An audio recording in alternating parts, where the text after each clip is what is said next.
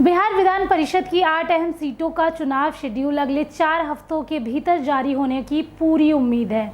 इनमें से 4 सीटें इस शिक्षक निर्वाचन क्षेत्र और 4 सीटें स्नातक निर्वाचन क्षेत्र से ताल्लुक रखती हैं। इन सभी सीटों पर मौजूदा विधान पार्षदों का कार्यकाल 16 नवंबर 2026 को खत्म होने जा रहा है। यही वजह है कि भारत निर्वाचन आयोग ने अपने स्तर पर तमाम तैयारियां पूरी कर ली है। उम्मीदवारों की कड़ी मशक्कत और सीटों का सियासी समीकरण इलेक्शन कमीशन द्वारा 2025 में ही इन सीटों के लिए नए सिरे से वोटर लिस्ट तैयार करने की कवायद शुरू कर दी थी।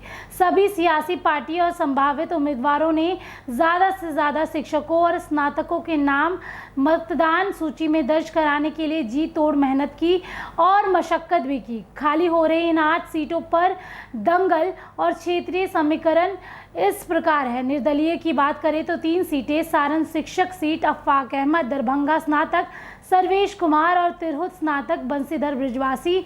भारतीय जनता पार्टी की बात करें तो भाजपा की 2 सीटें पटना निर्वाचन क्षेत्र की अगर बात करें नवल किशोर यादव और कोसी स्नातक doctor NK Yadav. Janata Dal United की बात करें तो जेडीयू की 1 सीट पटना स्नातक नीरज कुमार। भारतीय राष्ट्रीय कांग्रेस की 1 सीट दरभंगा शिक्षक डॉक्टर मदन मोहन झा। और अगर हम भाकपा माले की बात करें तो 1 सीट जो कि तिरहुत की सीट है शिक्षक की संजय कुमार सिंह। इन तमाम निर्वाचन में अपने सदस्यों को बरकरार रखने के लिए एक बार फिर से चुनावी मैदान में अपनी शाख और किस्मत आजमाने होगी। बिहार विधान परिषद के इस खास चुनाव का मिजाज आम चुनाव से बिल्कुल अलग होता है।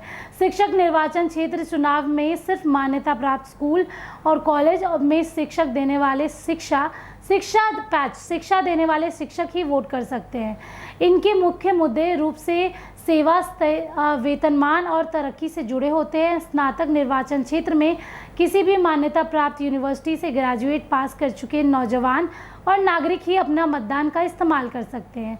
सभी निर्वाचन सदस्य जो है आपको बता दें कि 17 नवंबर 2020 से शुरू होकर 16 नवंबर 2026 तक है।